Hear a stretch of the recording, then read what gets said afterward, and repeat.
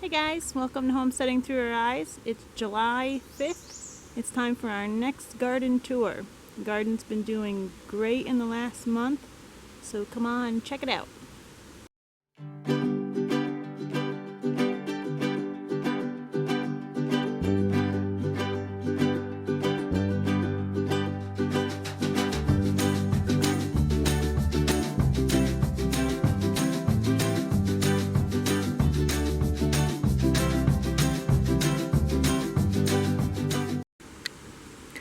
Starting off with our corn patch. You can see it did grow quite a bit since last month.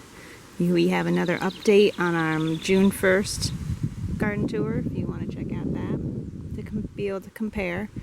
I like to be able to compare how well they're doing. Over here we have some patty pans and some squash.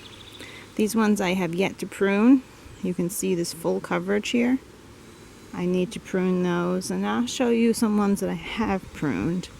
So these zucchinis I have pruned, and you can see this one not even close to fully covered on top. And the reason I've been pruning so significantly is because we've been having some problems with our zucchini. We either have blossom end rot, where the plant is not getting enough calcium to make the fruits larger, or we're having a pollination problem. Now I have not seen a ton of bees around, so this could be the problem. So we prune to allow for the bees to see the flowers much easier, instead of having, let's see, this one I didn't prune yet. Instead of having this full green as they fly over, now they're able to see the yellow flowers.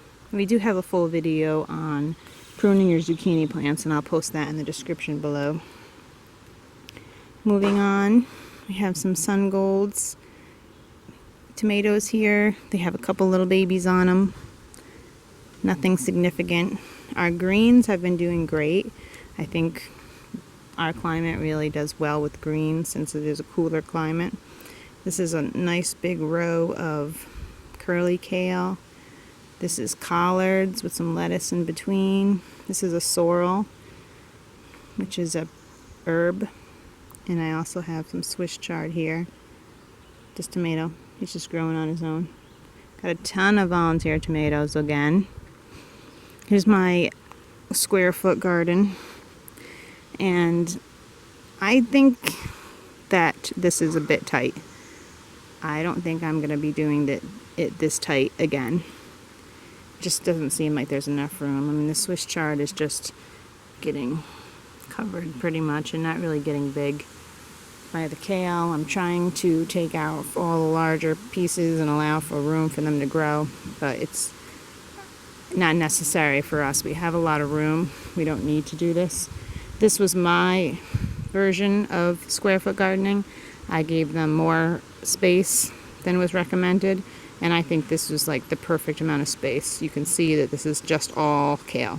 There's no weeds even able to grow up in there. So now that some of these lettuces were going to seed, I ripped some of them out. Some of them I'm going to let go to seed and see if they'll be able to come back again on their own next year. But some of them I took out and I planted new plants. There's a couple kale seeds in there. Over here we have our bigger tomato plants. These seeds were given to us as a gift. They weren't labeled if they were indeterminate or determinate. They're Rutgers tomatoes. I looked them up and they supposedly are indeterminate or determinate, so we don't know to clip their suckers or not. So I've just chosen not to. You can see we have quite a few little tomatoes growing there. It is going to get a little crazy in this area without clipping them. We have some broccoli here. Little tiny heads forming on this one, which is great. I haven't seen too many more heads. I'm not sure what kind of harvest we'll get from broccoli. It's my first year growing it. Our basil is doing great. You can see it here. I planted these pumpkins too close, and they're really just trying to take over. My idea was to put this pallet up and have them climb over the trellis and intertwine into the trellis, but they really want to go this way towards the sun. So every day I got to come out here and redirect them. They're really getting crazy. This was Allie's little pumpkin patch. She wanted the little Jackby little pumpkins, which I guess you can eat, and they're quite tasty. I didn't think you would eat them because they're so, I've only known them as decorative, but we're going to try to eat them this year. We also have some watermelon planted on the sides, but very poor idea planting them so close to these pumpkins that are just going insane. Our banana peppers, I decided to do banana peppers this year since bell peppers always seem to not have enough time to mature, and I think it was a right choice. Look at this guy. Ooh, we gotta pick him soon. So that's great. July 5th, and we're able to pick some peppers here in our shaded forest garden. There's some crooked neck squash in there. They're not doing quite as bad as the zucchini as far as the rotting. There's another huge zucchini patch. I gave these guys several feet in between them, thinking it was going to be enough space.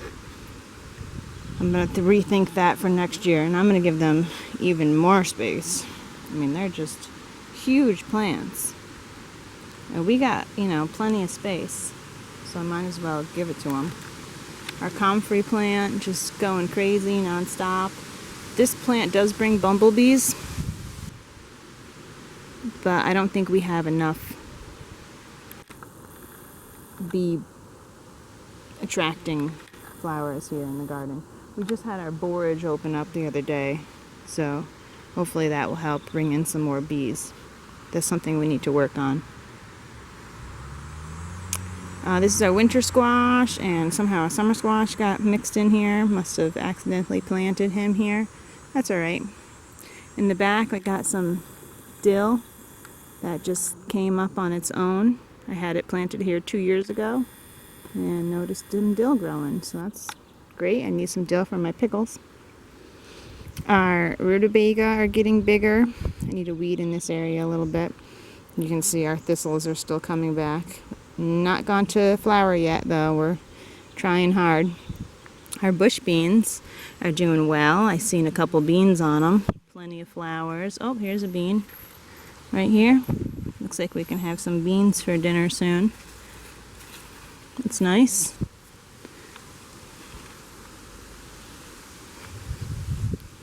Step over to this bed. We have our cabbages looking great.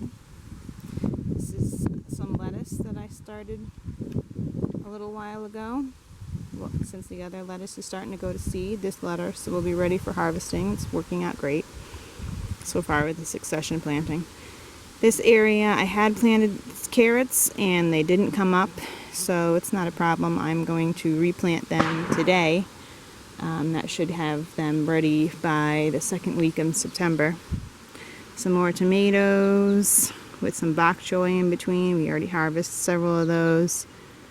I'm not sure I like bok choy too much because it does seem to go rotty. You only get one harvest and then it kind of goes rotty. This is some lemon basil. This was like a free gift that I got when I ordered some seeds. I don't really care for it too much. It just doesn't get big and hardy enough. It's just this dainty little plant always. Our cucumbers are doing great on the cucumber trellis, climbing their way up. I see a cucumber in there. I didn't think we had any. Look at that. Yay! It's our first cucumber. They're pickling cucumbers, so they won't get big. And this guy was on the verge of getting too big, and it's a good thing I seen him. I don't know where he came from. Sneaky. Glad we found him. I'm having this for lunch. Look what we got. Cucumbers? Cucumber! Very exciting. It's our first one. I don't even know what this is. This is growing in my parents' garden, just coming up. Figured it looked like something edible. I don't know what it is, but we'll find out. These are the bell peppers. You can see the difference between the bell peppers and the banana peppers. Teeny. Can you see it? This little guy right there. Teeny. Not even close to being ready. Other ones I can probably pick for lunch.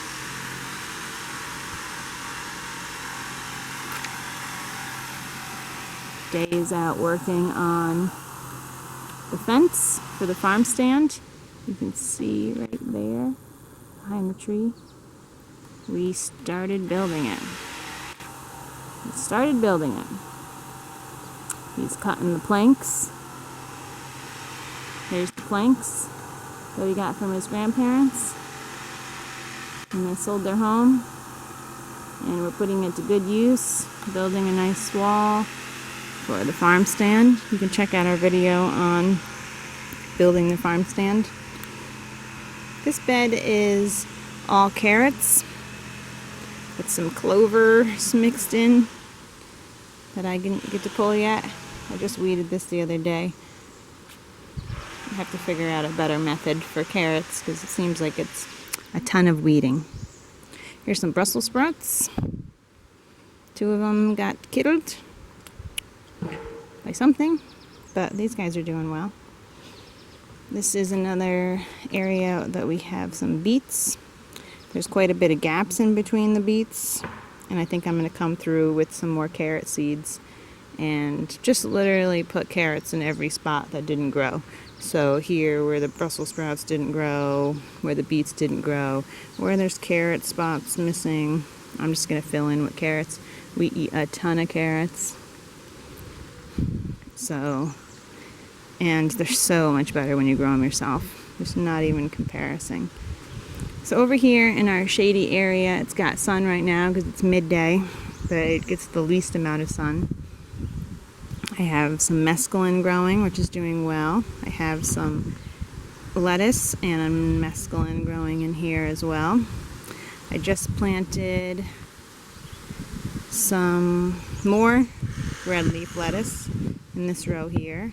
They're just popping up. We can't see them. So again, trying to keep up with the succession planning, always having what we need, not just having one harvest of lettuce. Lettuce is kind of a pain in the butt. You have to keep planting it because it goes to seed. That's why I love kale and collards and Swiss chard, because it lasts through the whole season. You never have to replant it, though I did plant some as a fall crop.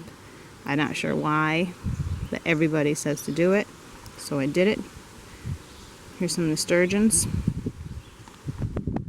Oh, these are looking very healthy. More flowers for the garden, plus they're edible. We usually harvest these and eat them in our salads. Here's our hoop house, which isn't being used right now. Just kind of sitting here. We'll be using it again in the fall.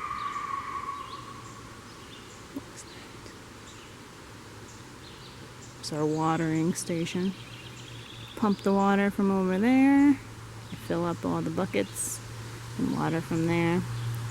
This is our rhubarb plant. Looking good.